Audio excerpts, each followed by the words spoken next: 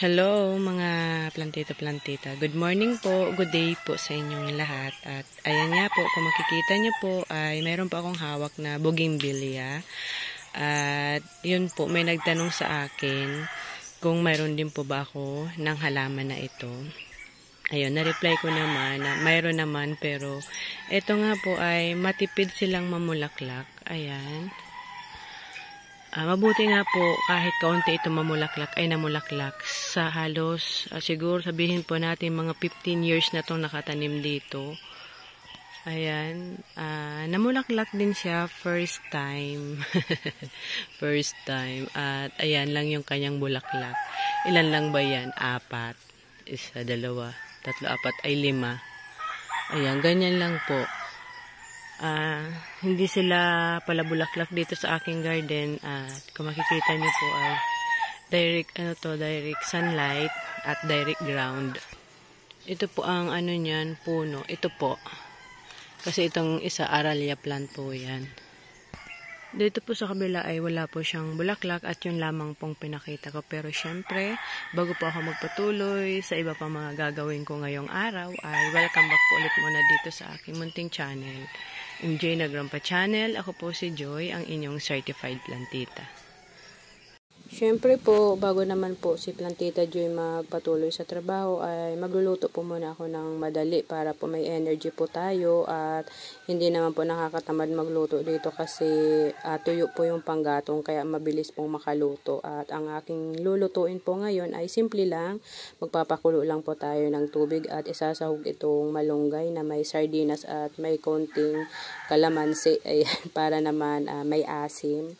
At nagprito na rin po ako dyan ng tuyo at ng itlog. Ayan, para masarap yung ating almusal hanggang pananghalian na din po. Kasi hindi naman po mauubos yung ulam po na yan. At syempre, kailangan ay mabilis lang po tayong kakain. hindi naman po yan. Pinabilis ko na lang po para hindi po kayo mainip at na makapag-start na po tayo ng trabaho dito sa aking garden. Kasi ang dami ko lang pong trabaho na kailangan gawin dito araw-araw. Ang dami ko pong naiisip, talagang kulang lagi sa oras kahit mabilis tayo magtrabaho, maaga tayo mag-umpisa, nabibitin pa rin po yung mga trabaho na dapat matapos po. Ito nga mga plantita, kailangan ko po talagang i-maintain na hindi masyado kumapal yung mga damo, nang sa ganun po ay hindi masyadong nakakapagod trabahuhin. At higit sa lahat naman po ay mayroon na po akong nagagamit po na pandamo. Ito pong aking portable na grass cutter. Akala ko nga po niya nasira na. Kasi po, doon sa may dulo po, yung last part ng garden ko po, maraming balagon po doon at sobrang kapal po talaga ng damo doon.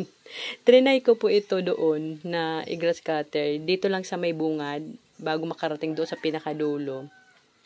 Ngayon po, nalustred yung kanyang tornilyo kasi pinuluputan siya ng mga damo, yung nagbabalagon nga po. At nalustred yun, kaya medyo nagsabikol, nagguguot, yung nagiginapong masikip at hindi na umiikot. Kaya, ayun, inayos ko, talagang ginawan ko ng paraan kasi sabi ko hindi ka pa nagtatagal, masisira ka na. Kasi ang laki po talagang tulong nito sa akin kahit medyo talagang nakakangalay lang sa kamay. Kasi yan po, matagal po yan. Siyempre pinabibilis ko lang po para hindi po kayo matagalan or mainip. Ayan. At ito po, bale, binasabas ko na po ito ng itak. Ayan, inano ko na siya ng itak kasi matataas-taas na yan. At inalis ko na po yung mga bato-bato para po hindi masyado mapuwersa itong aking grass cutter. At ayan, grass cutter ko nga po para mas umiksi pa yung mga damo. At kahapon, nung isang araw, ayan, nag-umpisa na po ako maglinis dyan. Hindi ko na lang po binidyohan para tuloy-tuloy po yung trabaho. At talagang tambak po dyan ng mga, yung mga sinagad po, yung mga pinutulan po na mga sanga, yung mga pinutol ko po mga halaman dito. Dyan ko po tinatambak sa bahagi po na yan ng aking garden sa pinakadulo din. At ayun, yung iba mga nabulok na, yung mga dahon, yung mga sanga, at yung iba ay ayan, ginagatungan ko. Kaya talaga pong lumiwanag na po dyan sa bahagi po na yan. Naalis na po yung masukal na sitwasyon dyan. Masukal yung dating kasi talaga pong tambak ng mga, yung basura naman po ay hindi naman yung mga basurang yung mga galing lang dito sa mga pinagputulan. Nakakangalay lang din po. At kung mapapansin nyo po yung red torch, ayan. Buhay na siya. Mataas na po. Nung last update ko nito ay medyo mababa pa siya. At tambak at ang taas talaga, parang gabundok po yung mga tambak niya na basura kasi umuulan po halos. Hindi naman po masunog. Magatungan yung mga basura, kaya talaga pong tinatsagaan ko po. Maghapon po akong iniipon ko, kinakalkal ko, pati po yung mga ilalim ay maano na rin po, matupok na rin. Kasi para ito pong pinagsunugan ay pwede pong magamit sa pagtatanim po ng mga halaman. At syempre, para po malinis din tingnan, kasi pag dumating na po yung tag-ulan talaga, ay hindi na po masusunog yung mga, hindi na pwede pong magsunog ng mga dahon, yung mga dumi, ganyan, yung mga basura. Kaya ayan, hanggang po dun sa pinakakanto sa dulo ay kung makikita nyo po, ayan, malinis na, maluwag ng tingnan, kasi dati po talaga ay sobra po, nakakahiyang ipakita sa inyo kasi po tambak yung mga basura po dyan. At plano ko nga po sanang isuggest ko sa asawa ko, kasi wala na kaming hukay na mapagtatapunan ng mga basura, na magpahukay ulit para organize yung mga basura, at yung mga dapat sunugin ay masunog, at yung mga dapat pabulukin ay mapabulok. At eto po, itong tanglad ko po ay galing po ito doon sa pinaka-last part ng aking garden. Kaso po, hindi talaga siya lumalago kasi pag na-stakan po ng tubig, nababansot, hindi siya kumakapal. Kaya kinuha ko na po at itinanim ko na po dyan. Hindi naman po masyado na-stakan dito ng tubig kahit medyo mababa po yan. Kumpara po doon sa pinakadulo, doon sa pinagkunan ko po niyan. Bali, 4 po yan na puno po ng bali 4 yung tinanim ko dyan na tanglad.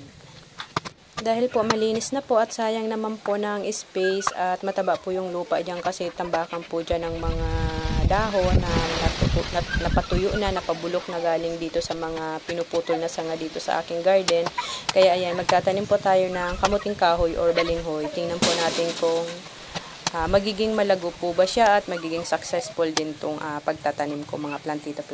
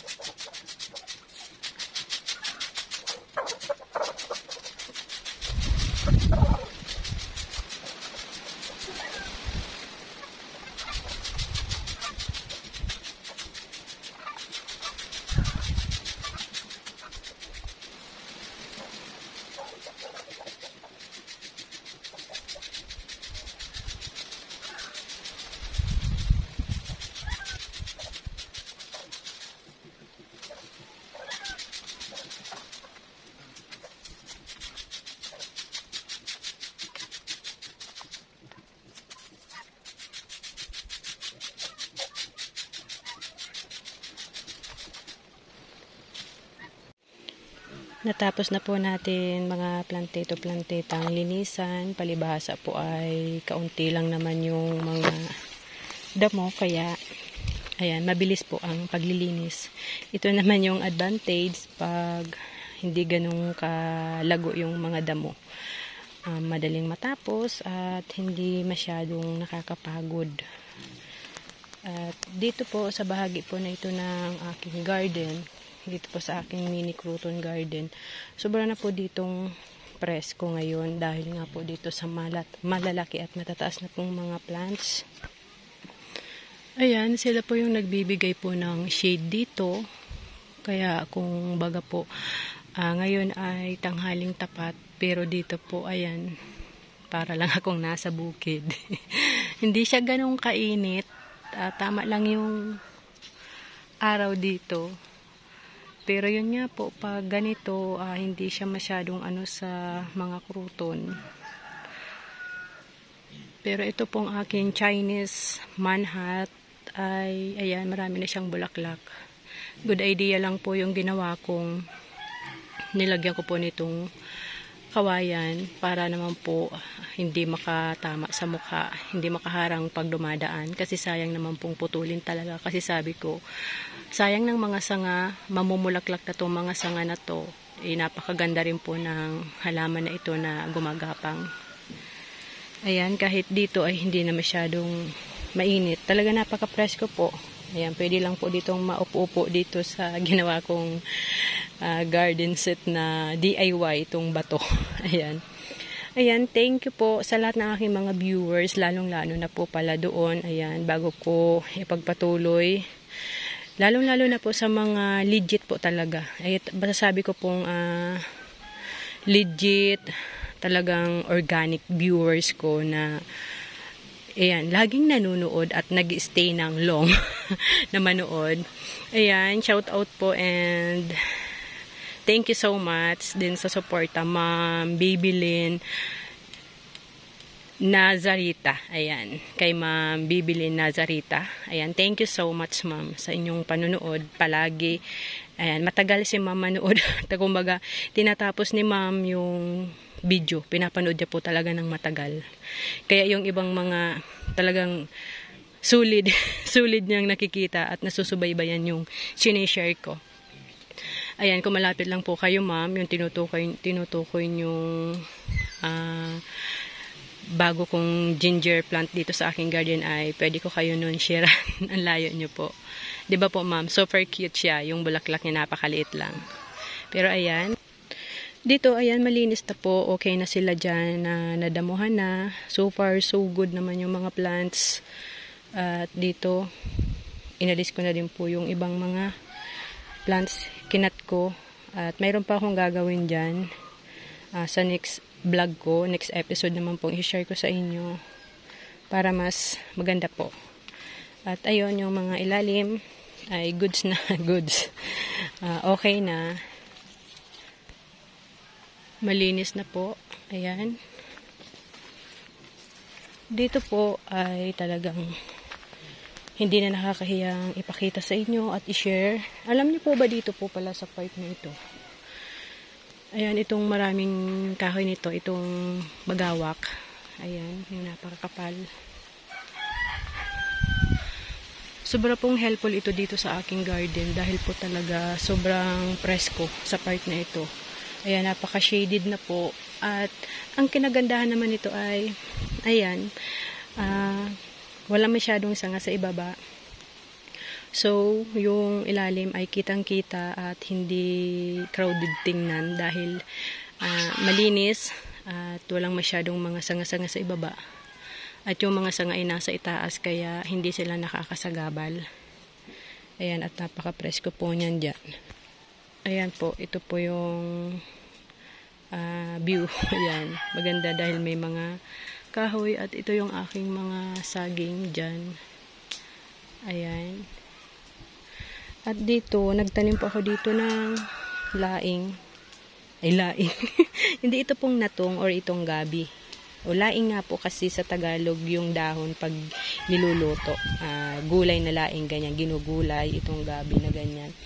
Ano lang ito, 8 poon, 8 na puno. Kasi magsusuloy naman yan para may makukunan lang. Mataba kasi yung lupa dyan. At may 3 gabi, itong malalaki. Ang tawagin ito sa amin ay kaladyong. Pero ito rin yung usually nilalagay sa mga niluluto, sa mga nilaga or sinigang sa gabi.